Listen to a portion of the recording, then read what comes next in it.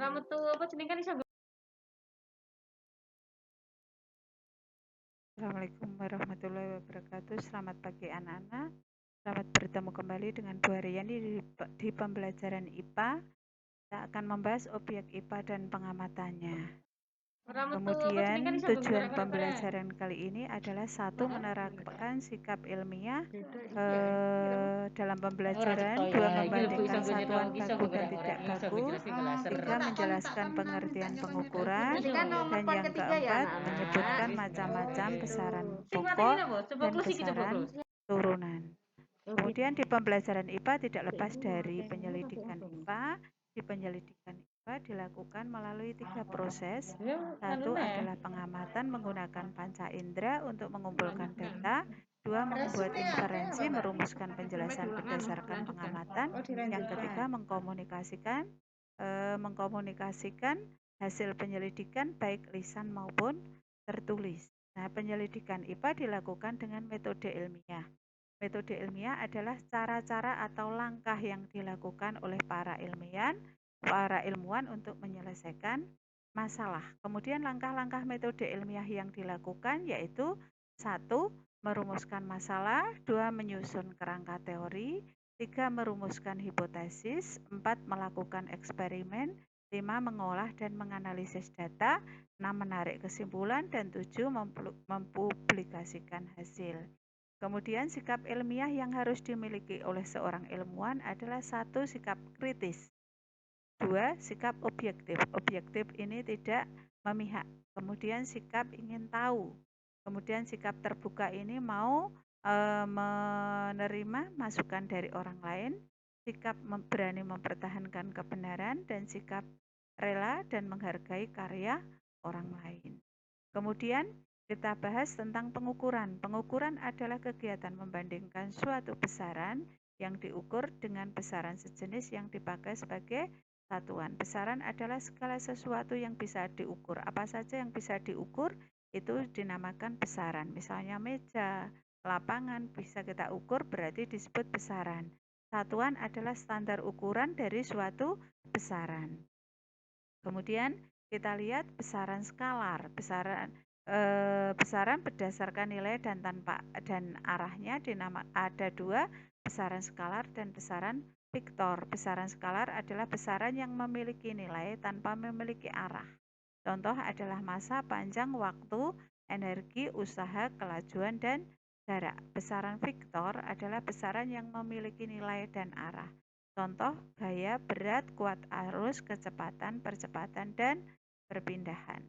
Kita lihat sekarang besaran pokok adalah besaran yang satuannya didefinisikan. Misalnya kita lihat di kolom ini, panjang, besaran pokoknya panjang, satuannya adalah meter, simbolnya adalah M kecil. 2. Massa, satuannya adalah kilogram, simbolnya adalah kg ini.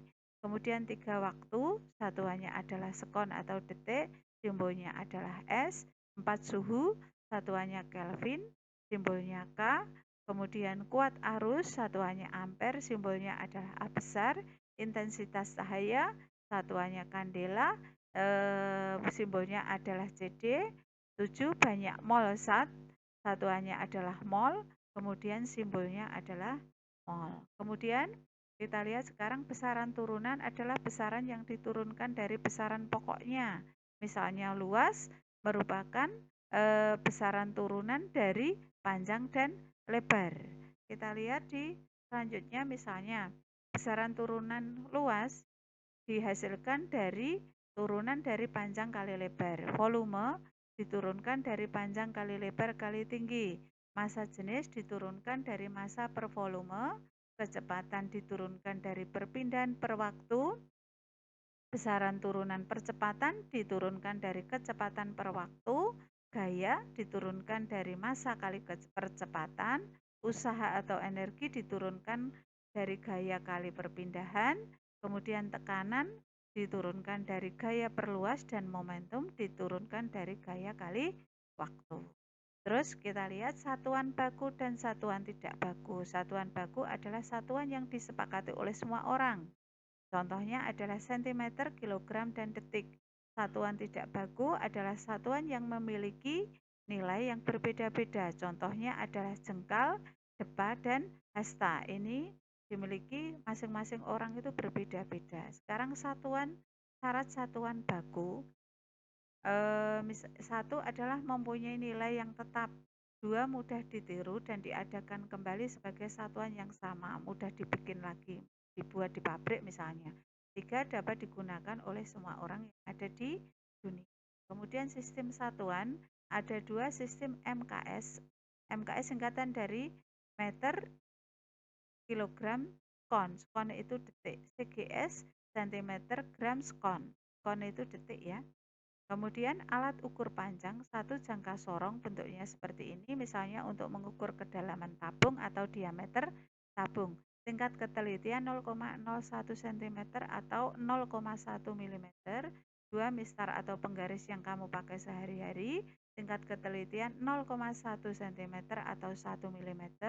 Kemudian 3, mikrometer skrup, tingkat ketelitian 0,01 mm atau 0,01 cm.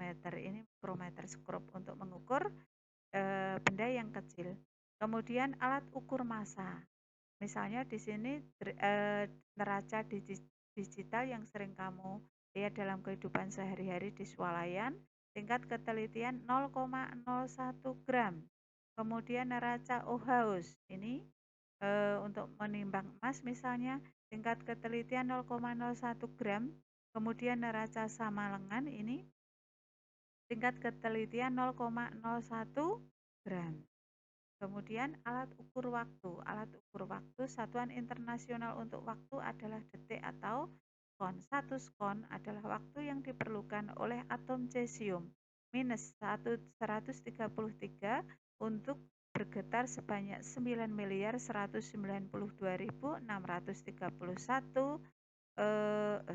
saya ulang 9.192.631.770 kali. Alat ukur yang digunakan adalah arloji dan stopwatch. Kemudian kita lihat selanjutnya pengukuran langsung dan tidak langsung. Pengukuran langsung itu dengan menggunakan alat ukur langsung digunakan. Misalnya melilitkan pita pada meteran pada pohon, langsung dilihat nilainya.